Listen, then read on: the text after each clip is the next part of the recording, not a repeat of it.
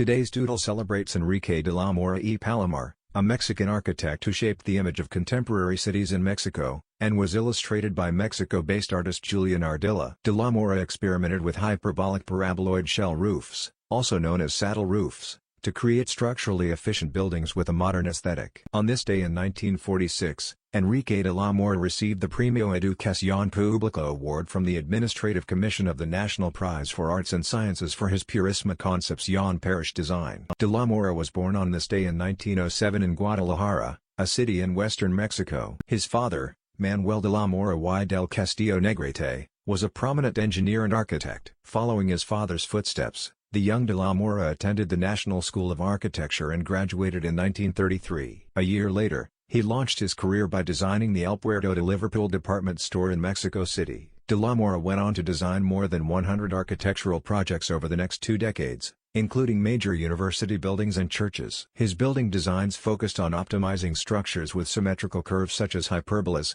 parabolas, vaults and arches. His most notable work was Iglesia La Purísima, the first Mexican church with a modern architectural design. The structural innovation behind the church's parabolic vaulted ceilings won him a National Architecture Award in 1946. Today, de la Mora is remembered as an important figure in the structural expressionism movement. We can find his exceptional work and influence across major Mexican cities. Q&A with guest artist Julian Ardila. Today's doodle was illustrated by Mexico-based guest artist Julian Ardila. Below, he shares his thoughts behind the making of this doodle. Q. What were your first thoughts when you were approached about working on this doodle? A. I imagine small models inspired by Enrique de la Mora's architectural works and how they interacted with him. Did you draw inspiration from anything in particular for this doodle?